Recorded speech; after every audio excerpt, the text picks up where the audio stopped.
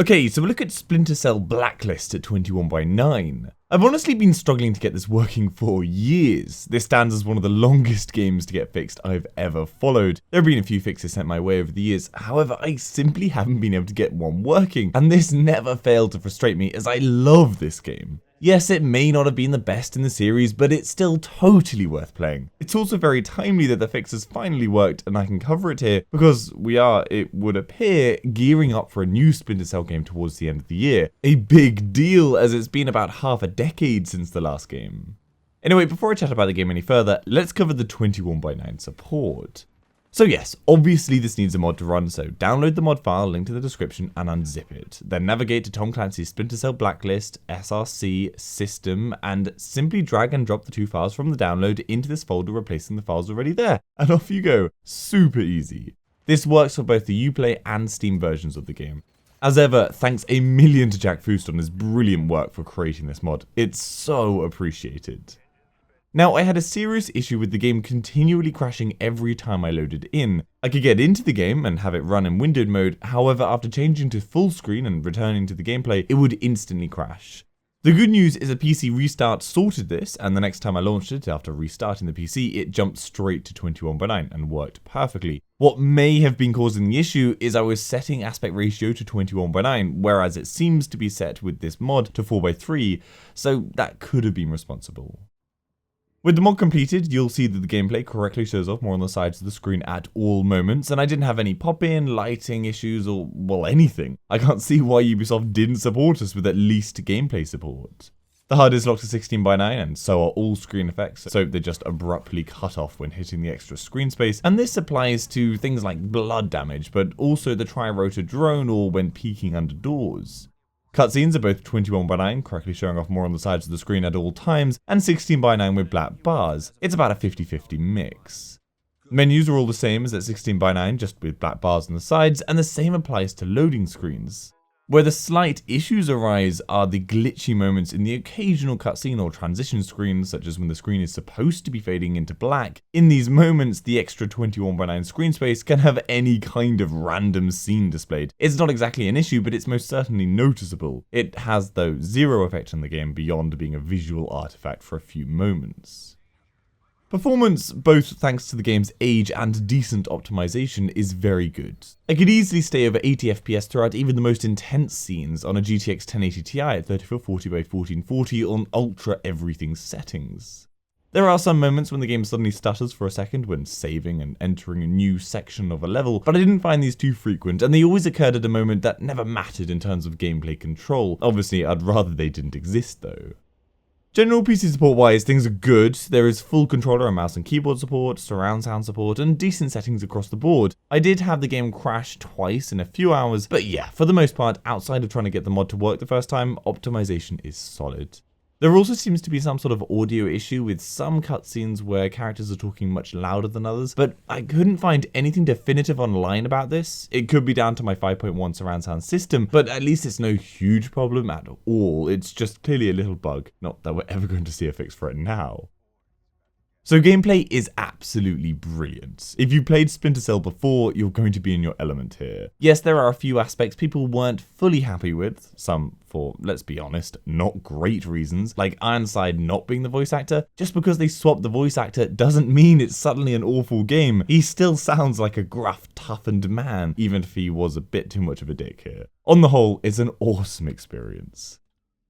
This time sees you based out of your Paladin, a huge aeroplane that houses everything you and your team need. It's like a mini level in itself with lots of sections and even some mini missions based inside it. From there, you're working to foil the plan of a man called Sadiq, who is trying to complete a set of Blacklist attacks on US soil. It's a classic cat and mouse story that works well to keep your attention throughout the entire game. But story aside, obviously with Splinter Cell games, the gameplay is what is of utmost importance. It has been one of the top tiers when it comes to stealth games throughout its history, and thankfully this is no exception. Throughout every level you have 3 different types of gameplay style, and each one of these is catered to through what equipment you have available and how you approach every scene. They're Ghost, Panther, and Assault, quite self-explanatory naming systems, and really Ubisoft just gave these various playstyles a name even though they've always existed as these 3 options.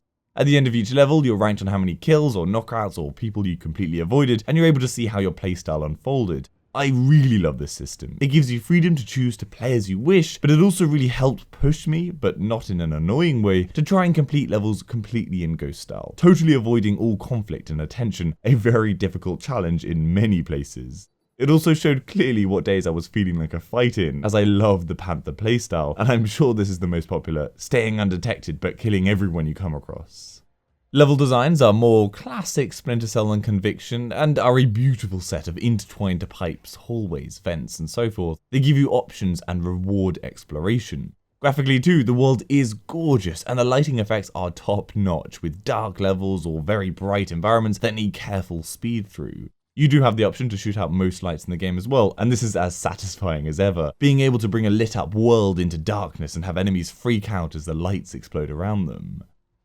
Now at this point, equipment is a key player to giving you options. Yes, you have your pistol, but you also have a massive alternative selection of other weapons, from assault rifles to EMP grenades, smoke, gas, sleeping darts, a tri-rotor drone to search around the map from above, tasers, and of course your ever fantastic upgradable goggles that allow for heat and sonar penetration through walls, an invaluable tool for tracking enemy movement. Customization of weapons and equipment is lovely, with silencers and the like giving you a clear upgrade path to making you ever more powerful. For example, at the start your goggles can do very little in terms of seeing enemies, however by the end you can know exactly where enemies are at all times around you. It means you always have something new and different to utilize, play with, and just keep you engaged. I never felt like it was getting stale or repetitive. The last thing to touch on is, of course, multiplayer. The online Spies vs Mercs was actually extremely fun and a brilliant feature back when it was working. However, sadly, this has long since died just due to lack of a community playing, so unless you can grab a load of friends to play together, it's not going to be an option to play this. It mixed first person and third person gameplay so well that I really hope they bring it back in the next game. The first person could certainly do with a few tweaks to make it smoother, but yeah, it was lovely innovation. I'm properly excited that Splinter Cell should be returning later this year, but in the meantime, if you're looking for that stealth fix, you absolutely should play this again, or for the first time if you've yet to play it. It's a proper blast and will get you totally in the mood for whatever Ubisoft has in store. I'm going to give it a WAF score of 2. Whilst gameplay pretty much is the only thing that supports 21.9 properly, the consensus with Far Cry 5 was that only gameplay support should still at least get a level 2 score, so yeah, 2 out of 5 here. It's still great on ultra-wide monitors. I hope that gives you some information how the game runs at 21:9. Give this video a like if you found it helpful, and subscribe for future info. For any of the games at 21:9, head over to my channel, the WAF website. Hopefully I've covered it. If I haven't, then leave a comment down below and I'll try and cover it. And if you'd like to support the channel, the links to my Patreon page are in the description, and Amazon affiliate links are there too. See you later.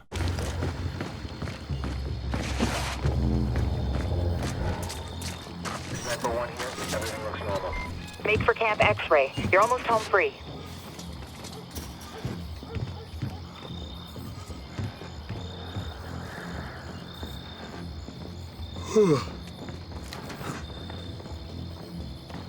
Funny, they don't show crap like this in the recruiting. Man, it beats the hell out of getting your ass shot at in some desert somewhere.